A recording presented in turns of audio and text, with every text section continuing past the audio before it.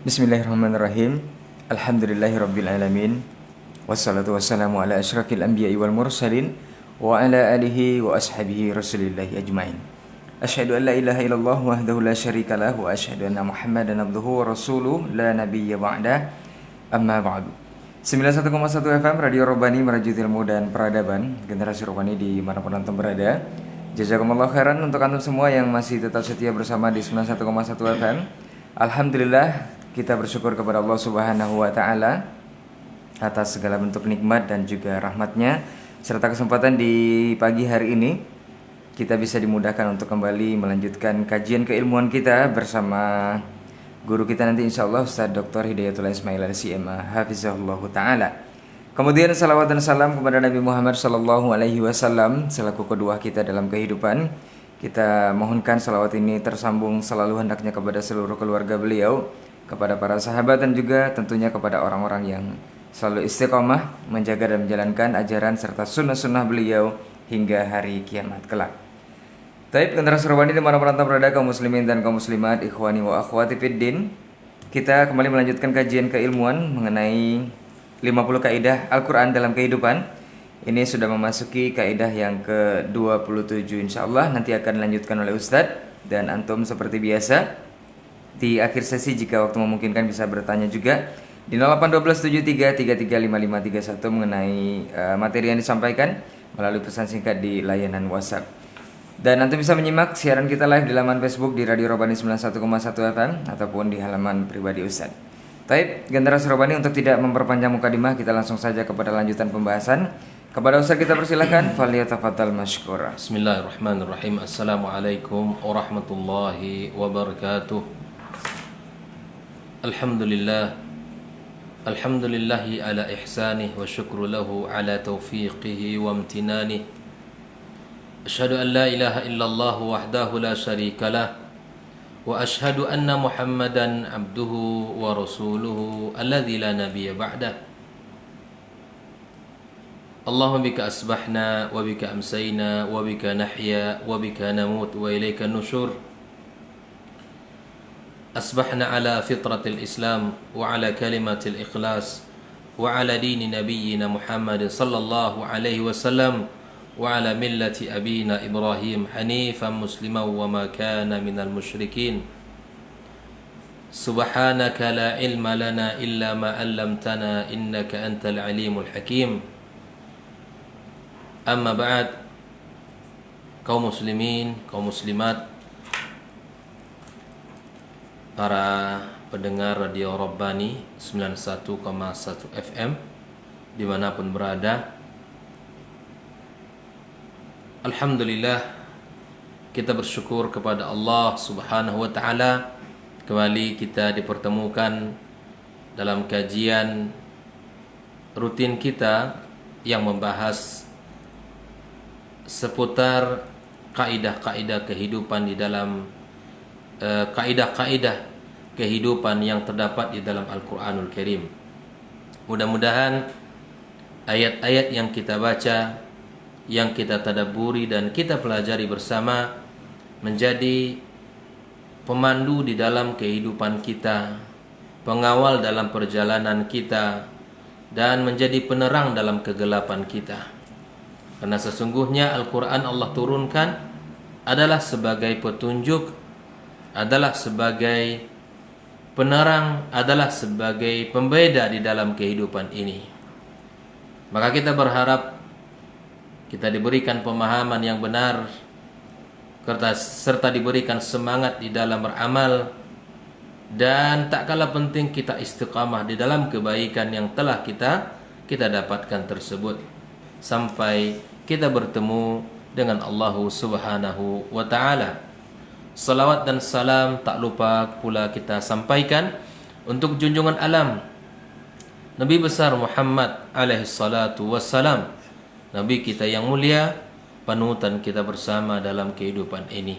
Mudah-mudahan pula Allah berikan kepada kita untuk mendapatkan syafaatnya pada hari kiamat kelak. Ikhwani wa akhwati fiddin, ma'asyiral ikhwa wal akhwat rahimakumullah.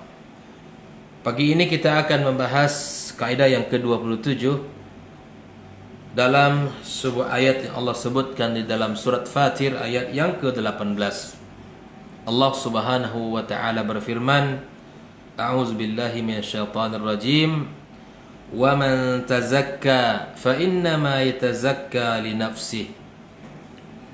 Dan siapa yang mensucikan dirinya, sesungguhnya dia telah mensucikan diri untuk kebaikan dirinya sendiri.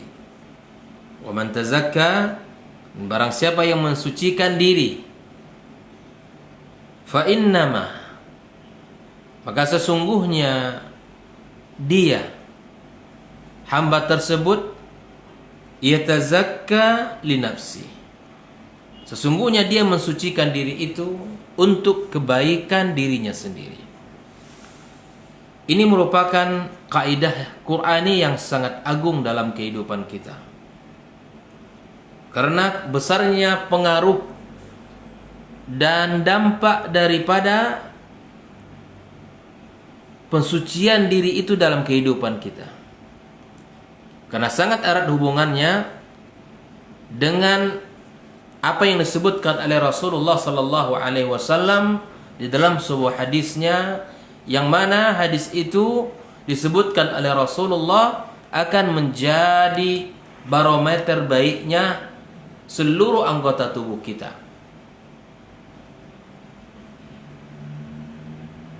Adalah segumpal daging yang akan menyebabkan seluruh tubuh kita baik, dan kerusakannya ternyata akan menjadikan seluruh tubuh kita akan menjadi rusak.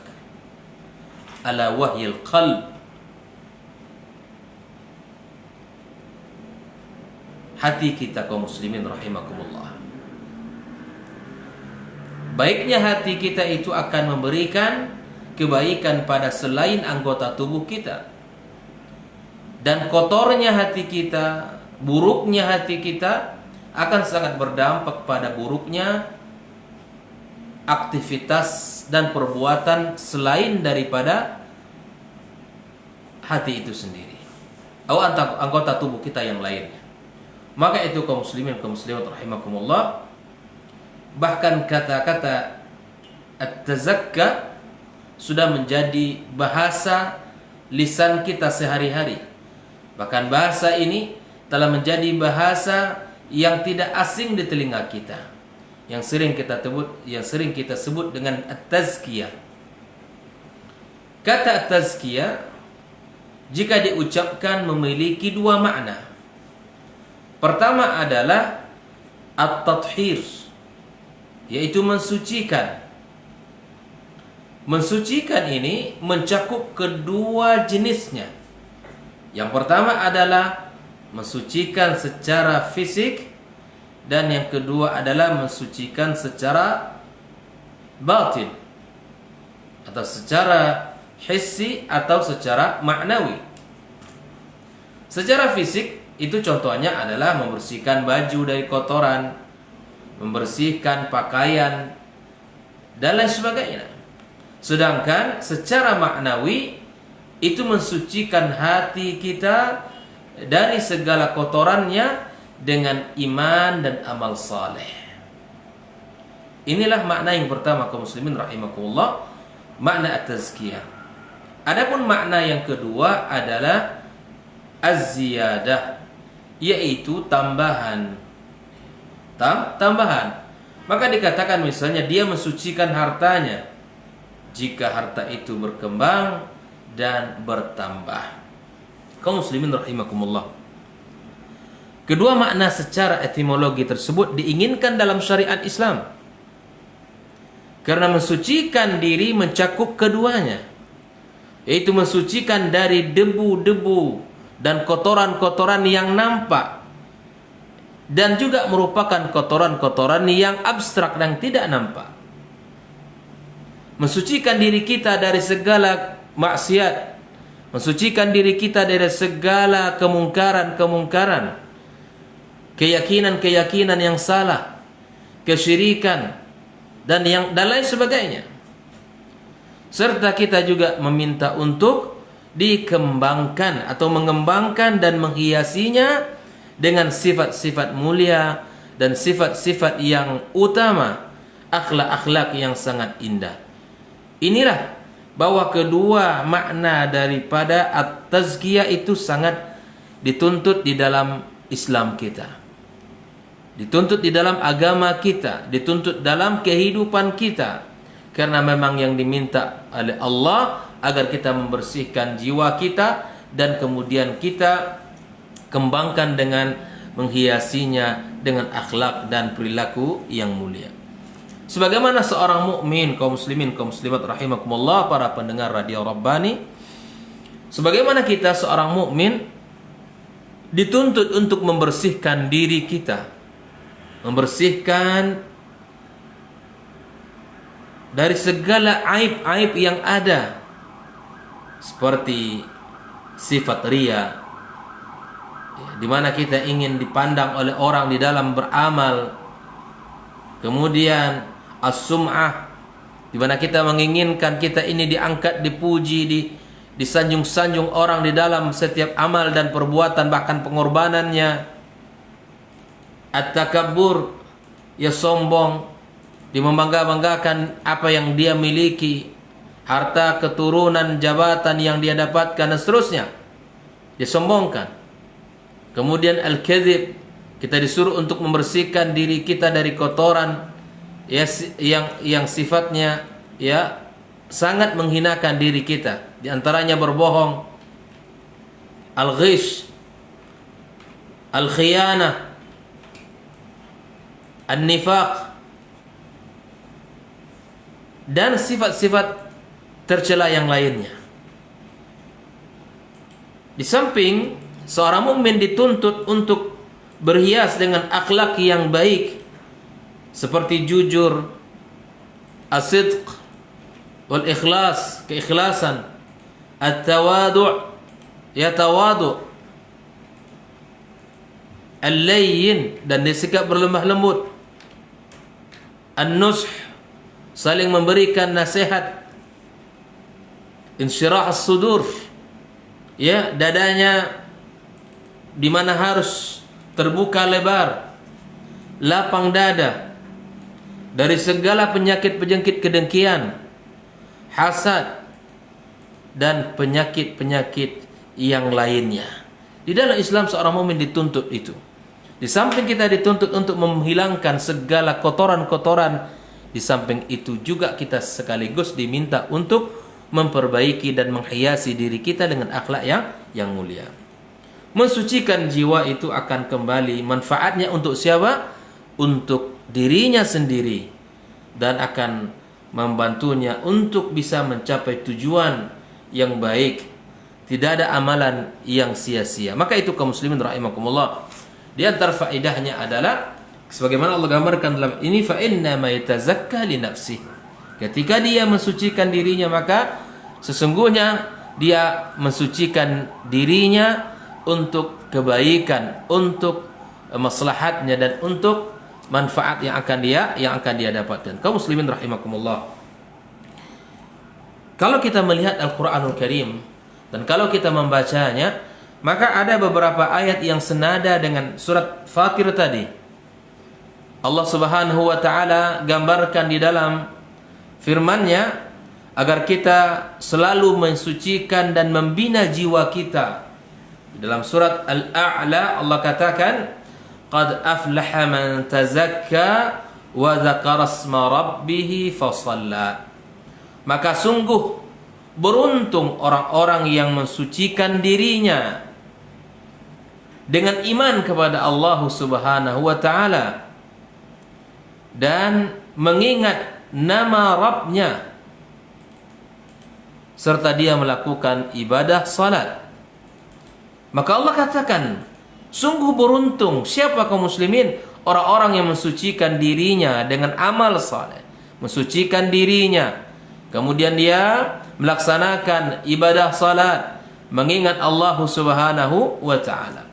Dalam ayat yang lain Allah juga katakan, surah Asy-Syams, qad aflaha man zakkaha wa qad khaba man dassaha. Sungguh beruntung orang-orang yang mensucikan jiwanya, dan sungguh rugi pula orang-orang yang mengotorinya.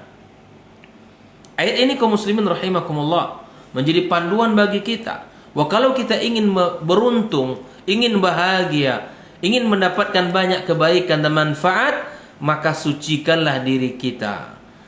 Dan ternyata kalau kita banyak melakukan maksiat dan dosa, itu artinya kita mengotori diri kita, dan itu adalah jalan keburukan. Itu adalah jalan kesengsaraan. Maka ikhwani hafizakumullah wa ra'akum, kaum muslimin, kaum muslimat, para pendengar radio Rabbani rahimakumullah, mari kita berusaha untuk meniti jalan yang telah Allah gambarkan dan yang telah Rasul sallallahu alaihi wasallam sampaikan di dalam pola dan cara mentazkiyah dan mensucikan diri kita. Nah, di dalam kaidah yang kita baca ini, Allah katakan, "Wa man tazakka fa innama yatazakka li nafsihi." Dan barang siapa yang mensucikan dirinya, maka sungguh dia telah mensucikan diri untuk kebaikan dirinya sendiri. Kaum muslimin rahimakumullah. Di dalam Al-Qur'anul Karim, di dalam beberapa ayat juga kita dapatkan betapa ketika kita merenungkan ayat-ayat Al-Qur'anul Karim, maka kita akan mendapatkan perhatian yang sangat besar. Perhatian yang sangat besar di dalam Al-Qur'anul Karim terhadap tazkiyatun nufus, yaitu pensucian jiwa ini. Ya, terbukti ketika Nabi Ibrahim alaihissalam, Nabi Ibrahim alaihissalam ketika dijabah doanya oleh Allah Subhanahu wa taala, di antara tugasnya yang paling mulia adalah mentazkiyah dan mensucikan jiwa-jiwa mereka, orang-orang yang diajaknya.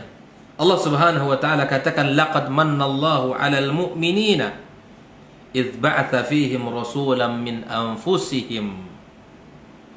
Allah Subhanahu wa taala telah memberikan karunia kepada orang-orang beriman, di mana Allah Subhanahu wa taala mengutus seorang rasul dari diri mereka. Apa tugas mereka kaum muslimin rahimakumullah? Apa tugas-tugas di antara tugasnya para rasul? Yatlu alaihim ayati, menyampaikan firman-firman Allah. Wa yuzakkihim, dan mensucikan mereka. Wa yu'allimuhumul kitaba wal hikmah, serta mengajarkan Alkitab dan Al-Hikmah. Wa in kanu min qablu lafi dhalalim mubin, yang dulunya mereka termasuk orang-orang yang sesat. Maka sungguh inilah tujuan daripada mensucikan diri, mempelajari Alkitab, mempelajari As-Sunnah, membaca Al-Quran, membaca ayat-ayat Allah Azza wa Jalla, agar kita keluar dari segala kotoran dan dari segala keterpurukan dan dari segala ketersesatan kita. Yang dulunya mereka ini orang-orang yang tidak mengenal dengan Allah, mengenal dengan tugas, dengan tujuan hidup mereka, maka kemudian diajarkan kepada mereka ayat-ayat Allah Azza wa Jalla, diajak mereka untuk mensucikan diri mereka. Maka insya Allah kita akan keluar daripada kesesatan dan kesalahan-kesalahan kita. Begitu pun di dalam surat Al-Jum'ah, Allah Subhanahu wa taala juga menyebutkan salah satu tugas, di antara tugas-tugas Rasul kita sallallahu alaihi wasallam, yang mana ini merupakan kurikulum di dalam berdakwahnya. Ini merupakan standar yang beliau sampaikan di dalam berdakwah. Allah katakan, "Huwallazi ba'atsa fil ummiyina rasulan minhum." Dialah Allah yang telah mengutus seorang rasul yang ummi dari golongan mereka. Yatlu alaihim ayatihi. Inilah kurikulum Nabi alaihi salatu wassalam, yang menyampaikan ayat Allah, at-tilawah. Wa yuzakkihim, kemudian mensucikan mereka, mengajak mereka untuk kembali kepada Allah, beriman kepada Allah, meninggalkan kesyirikan, meninggalkan kejahiliaan, meninggalkan segala perbuatan yang salah. Wa yu'allimuhumul kitab. Inilah kurikulum yang ketiga, mengajarkan Al-Qur'anul Karim. Wal hikmah, ya ada mengatakan as-sunnah. Wa in kanu min qablu la fi dhalalin mubin. Ya, wa in kanu min qablu la fi dhalalin mubin, ya, artinya dulu mereka, ya, walaupun mereka dulunya orang-orang yang tersesat. Inilah tujuan pendidikan kita. Bahwa tujuan pendidikan kita itu setelah disampaikan Al-Quran, setelah diajak untuk mensucikan diri, disampaikan Al-Quran, ya, kemudian diajarkan kepadanya Al-Quran, kemudian diajarkan kepadanya As-Sunnah, maka kita keluar dari kesesatan kita. Kalau ada orang yang masih, ya, melakukan kesyirikan kepada Allah, dia sudah belajar, dia sudah mendapatkan pendidikan yang banyak, bahkan belajar dari ilmu-ilmu yang sangat banyak, tapi tetap dia dalam melakukan kesyirikan, maka sungguh tujuan dari pendidikan itu belum tercapai. Karena sesungguhnya pendidikan itu adalah mengeluarkan manusia dari kejahilan, mengeluarkan manusia dari kebodohan, bahkan mengeluarkan manusia dari kesyirikan menuju tauhid, penghasaan terhadap Allah Subhanahu wa taala. Maka itu kaum muslimin rahimakumullah, bukti lainnya bahwa Al-Quran ini sangat memperhatikan tentang tazkiyatun nufus, di mana kita dapatkan sumpah yang paling panjang dalam Al-Quranul Karim, atau sebanyak 11 ayat atau sebanyak 11 sumpah terkait dengan tazkiyatun nufus, sebagaimana yang Allah ceritakan di dalam surat Asy-Syams. Maka ini menjadi penting untuk kita sadari bersama bahwa Al-Quran sangat memberikan perhatian yang sangat tinggi terhadap tazkiyatun nufus. Kaum muslimin, kaum muslimat, ma'asyal ikhwa wal akhwat rahimakumullah. Maka makna secara tersurat di dalam pembahasan kaidah ini adalah barang siapa yang mensucikan jiwanya atau mensucikan dirinya, sesungguhnya dia telah mensucikan diri untuk kebaikan dirinya. Ini menunjukkan dengan jelas bahwa dampak terbesar dari tazkiyatun nufus adalah dampaknya terhadap jiwa. Orang yang melakukannya luar biasa, akan terasa mudah jiwanya untuk dikontrol. Sedangkan, ya, makna yang tersirat berisi ancaman bahwa jika dia tidak mensucikan dirinya, jika tidak berusaha untuk membersihkan dirinya, maka yang paling merasakan mudarat karena lalai mensucikan jiwa itu adalah dia sendiri. Sebagaimana digambarkan tadi bahwa di dalam diri kita ini ada dua potensi, buruk dan potensi baiknya. Maka sungguh dia akan beruntung bagi orang-orang yang mensucikan dirinya, yang mengambil potensi baik dan mengembangkannya. Adapun orang-orang yang memegang potensi buruk lebih besar, mengerjakan keburukan lebih banyak, maka sungguh dia termasuk orang-orang yang merugi, khaba. Orang-orang yang merugi. Kaum muslimin, ma'asyar ikhwa wal akhwat rahimakumullah. Maka ketika kaidah ini kita pelajari, dia menjadi penting bagi setiap muslim, menjadi penting bagi setiap insan, menjadi penting bagi setiap jiwa. Kalaulah setiap muslim merasa penting untuk mempelajari dan membersihkan jiwanya, maka para dai dan penuntut ilmu lebih penting lagi untuk memperhatikannya. Kalau kita katakan setiap muslim pada umumnya sangat penting memperhatikan tazkiyatun nufus, namun para duat, para ustadz dan para penuntut ilmu, ya, lebih penting untuk memperhatikan ini. Kenapa demikian kaum muslimin? Karena perhatian manusia kepada mereka sangat cepat. Ya, kesalahan yang mereka lakukan itu sangat berbahaya. Kritikan terhadap mereka sangat kuat, dan dakwahnya dengan perilakunya lebih didahulukan daripada dakwah dengan lisannya. Biasanya begitu. Ya, kita sebagai hamba Allah Subhanahu wa taala yang diamanahkan Allah sebagai para penuntut ilmu, ya, para duat, para ustaz, maka kita lebih utama untuk mensucikan diri kita dan lebih utama untuk memperhatikannya. Kaum muslimin rahimakumullah.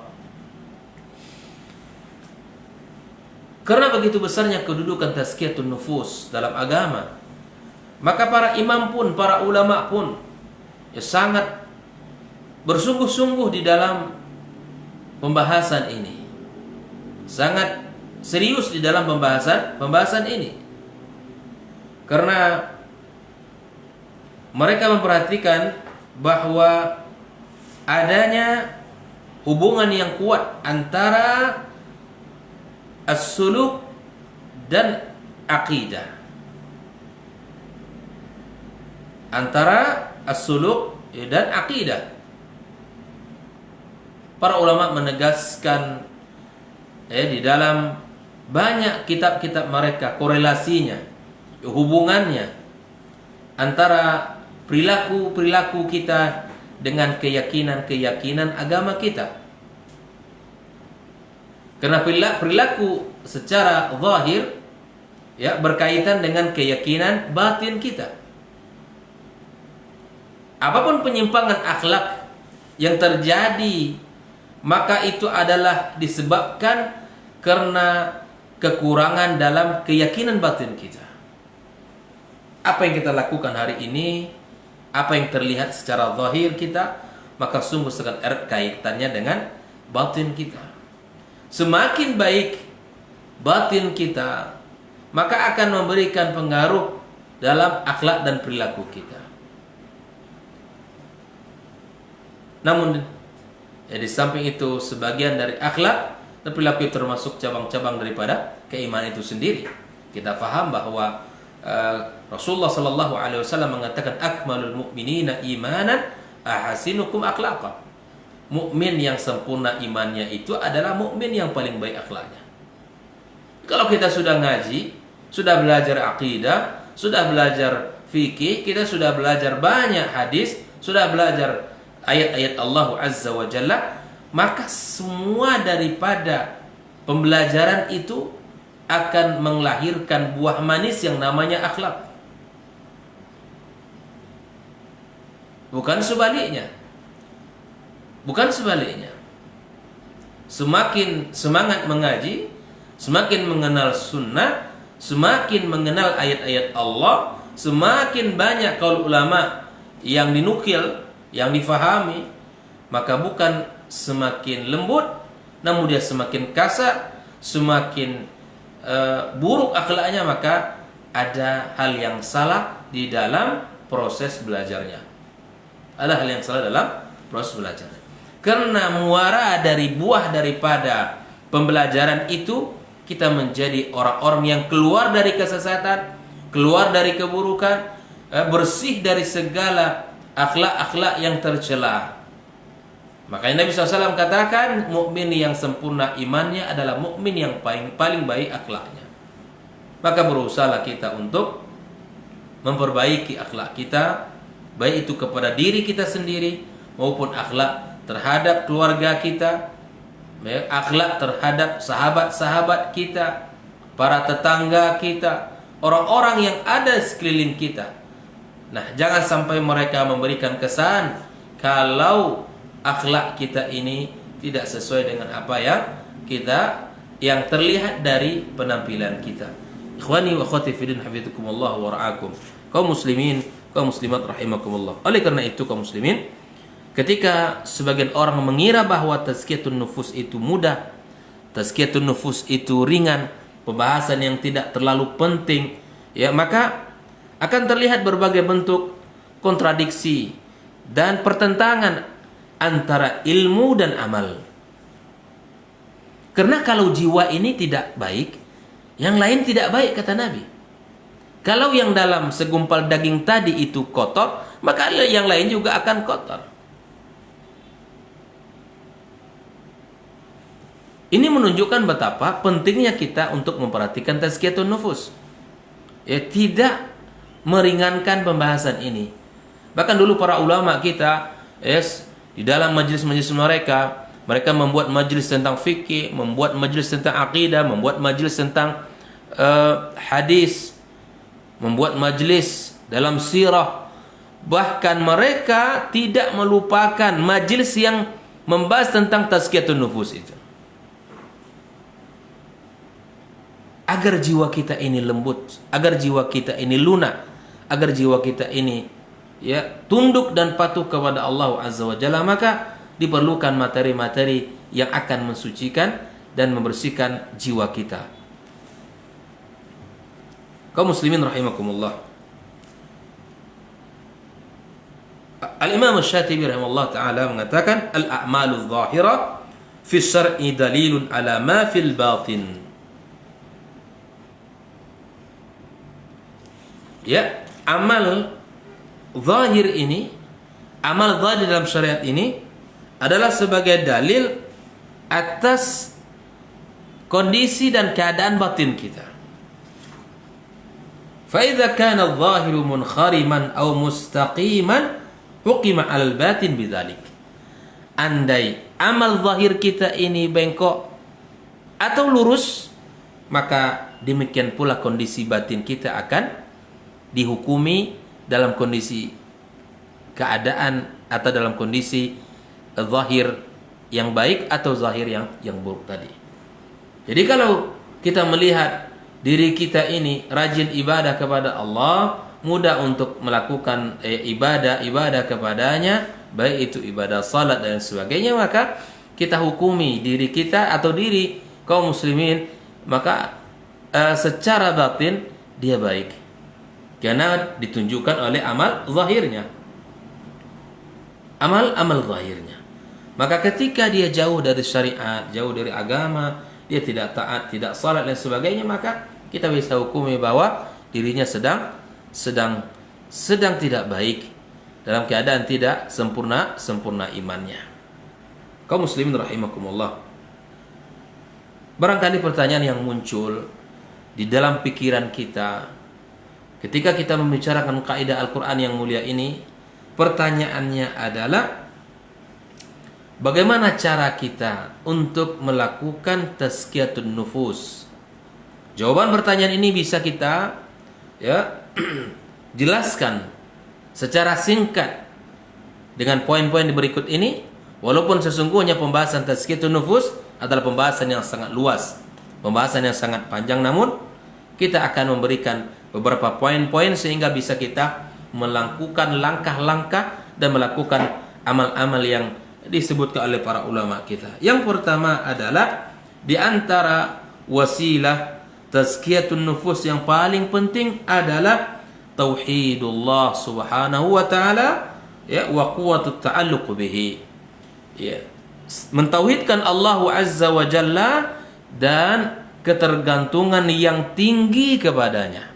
Ini yang pertama. Bahwa tauhid itu akan mensucikan jiwa kita. Maka kalau ingin bersih jiwanya, maka pahamilah tauhid dengan benar. Baik itu tauhid rububiyahnya maupun tauhid uluhiyah dan asma as-sifatnya. Ketika mukmin bersih benar pemahamannya tentang tauhid, maka insya Allah jiwanya akan bersih. Ketergantungannya kepada Allah akan tinggi. Ini yang pertama. Yang kedua, kaum muslimin, kaum muslimat rahimakumullah, mulazamatu qiraatil Quran. Kita senantiasa membaca Al-Quran. Karena Al-Quran kalamullah, dan kalamullah itu kalam yang paling baik dan indah. Sebaik-baik kalam, nah tentu sebaik-baik kalam inilah yang akan bisa mensucikan jiwa dan diri kita. Tidak hanya itu, kita ikutkan dengan at-tadabbur. Kita tambah, di samping membaca kita upgrade. Level kita tidak hanya lagi membaca, tetapi kita dalam membaca itu ada amaliyah tadabburnya. Kita mencoba untuk melakukan memahami ayat-ayat itu. Kita ambil dan kita petik faedah dan hikmahnya.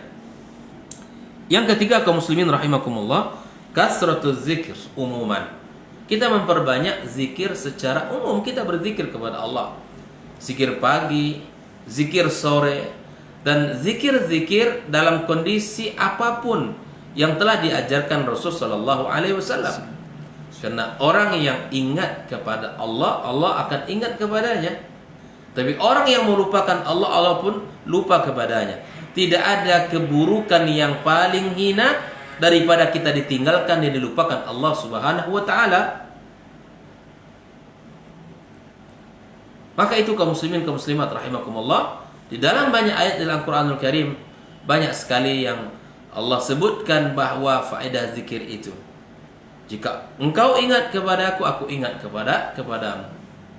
Dan jika engkau lupa mengingat aku, lupa mengingat diriku, lupa berzikir kepadaku, maka sungguh kehidupannya akan dilalui dengan kehidupan yang sempit. Itulah di antara keburukan ketika kita tidak berzikir.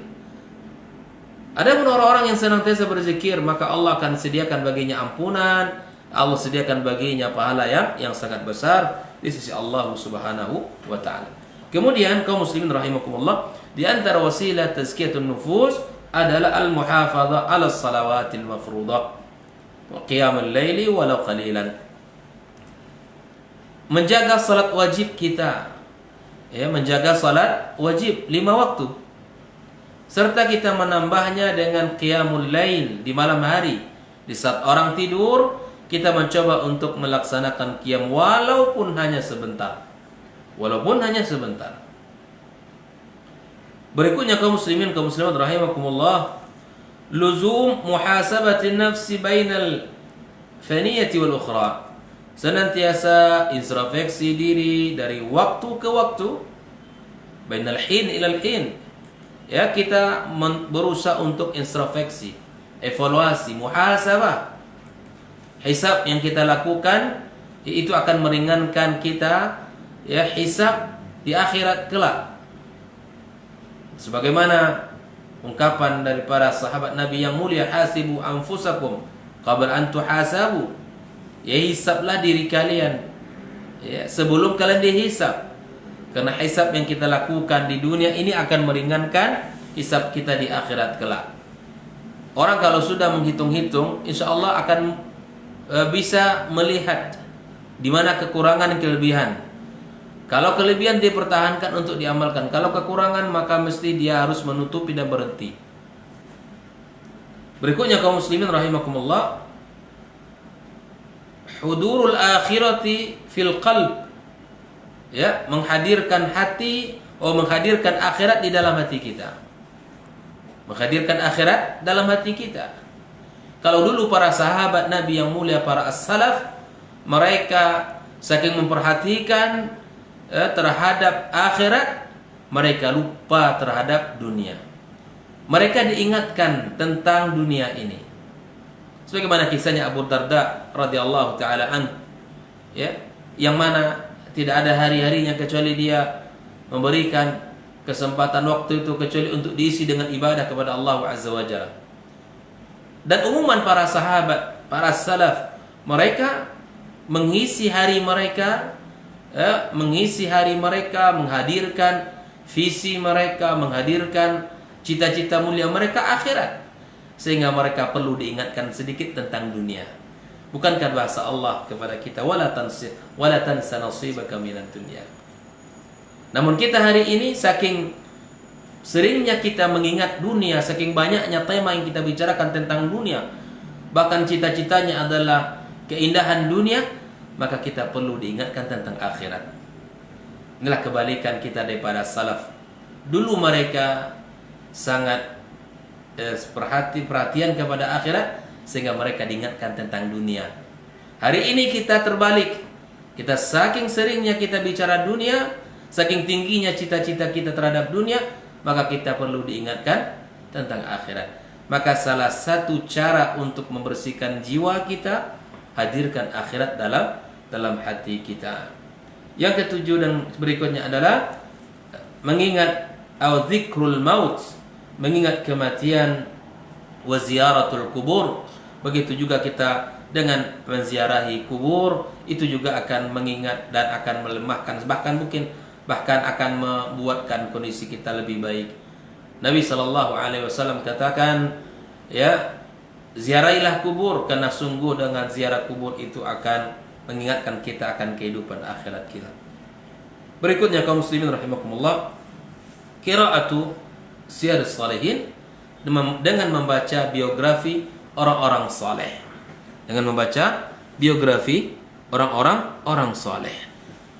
Inilah secara singkat wasilah-wasilah yang patut untuk kita tempuh, yang patut untuk kita lakukan, ya, untuk membuat diri kita ini bisa lebih baik lagi dan bisa lebih suci lagi.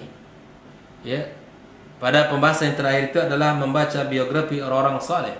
Sungguh di dalam membaca mereka itu, di dalam membaca kehidupan mereka itu terdapat banyak adab, terdapat banyak semangat, terdapat banyak iman yang kita dapatkan.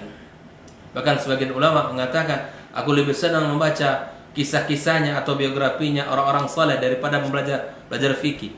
Karena pada pembahasan tentang kehidupan para as-salaf, orang-orang saleh, terdapat banyak pelajaran dan manfaat. Adab, iman, akhlak, tawadhu, dan lain sebagainya. Maka selanjutnya kaum muslimin rahimakumullah, orang-orang yang berakal adalah orang-orang yang selalu waspada untuk selalu menutupi celah-celah yang bisa merusak, ya, ibadah-ibadah mereka. Karena hati yang menerima ibadah, ya, tersebut juga akan mendapatkan rintangannya dan juga akan mendapatkan tantangan-tantangannya. Oleh itu kaum muslimin rahimakumullah, manusia tidak cukup hanya melakukan ibadah-ibadah tersebut, tetapi harus juga memperhatikan rintangan-rintangannya, seperti melihat dan mendengarkan hal-hal yang akan merusak dan bahkan yang diharamkan Allah Subhanahu wa taala dalam kehidupannya. Apalagi membicarakan hal-hal yang, ya, atau melakukan hal-hal yang diharamkan oleh Allah Subhanahu wa taala. Maka Nabi kita alaihi salatu wassalam, ya, memberikan kepada kita panduan agar kita bisa membersihkan jiwa kita, selalu minta kepada Allah Subhanahu wa taala agar Allah berikan kepada kita kemudahan untuk membersihkan jiwa kita.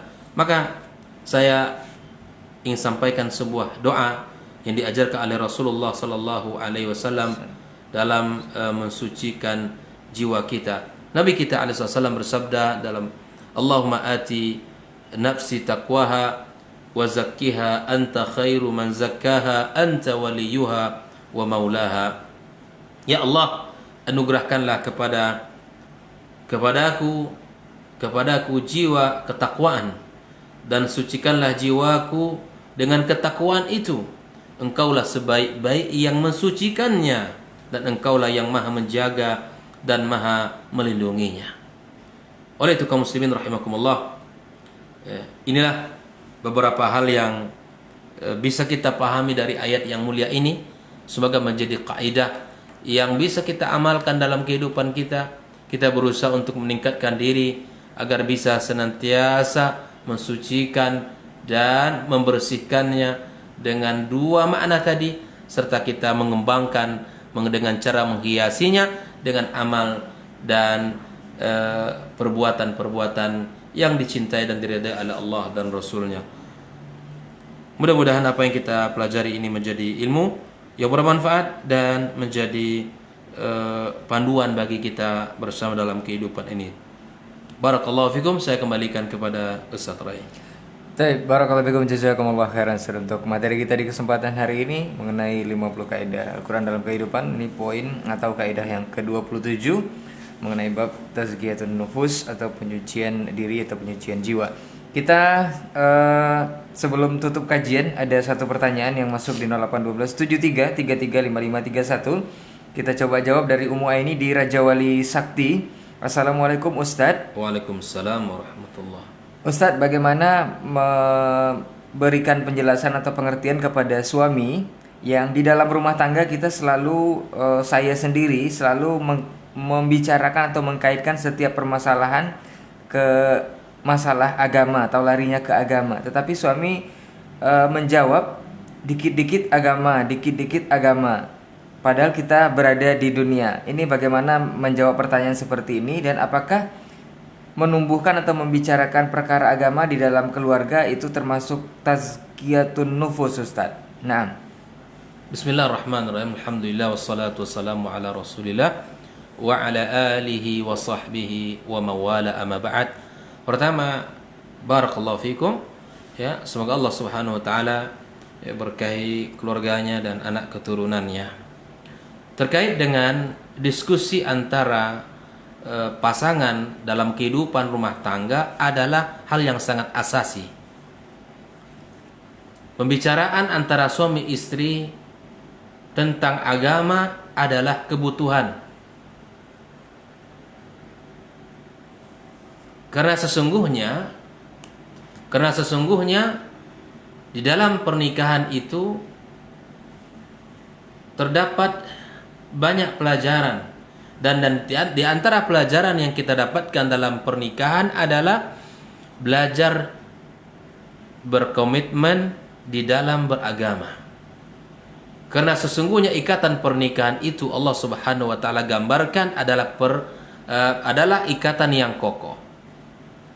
Pernikahan di dalam Islam disebut oleh Allah Subhanahu wa taala dengan ikatan yang kokoh. Mitsaqan ghalidha. Maka rumusnya adalah sejauh mana kita berusaha untuk mengokohkan rumah tangga ini dengan ilmu agama. Inilah yang menjadi kebutuhan kita. Ia akan menjamin kelanggengan kita. Ia akan menjadikan sebab hadirnya sakinah, mawaddah, warahmah. Maka pembicaraan tentang agama dalam rumah tangga adalah tema besar. Kunci akan lahirnya berbagai macam keberkahan, keajaiban. Ketika rumah tangga asing dalam agama, ketika rumah tangga jauh dari agama, tema-tema yang dibicarakan jauh dari tema-tema agama, diskusi yang dilakukan jauh dari pembahasan agama, maka tidak akan kita rasakan kebaikan, kenyamanan. Walaupun mungkin kita punya harta yang banyak, kedudukan yang tinggi, tapi tidak dirasakan sakinah, mawaddah, warahmanya. Karena semakin kita komitmen dengan agama Allah, maka akan semakin kokoh ikatan hubungan itu.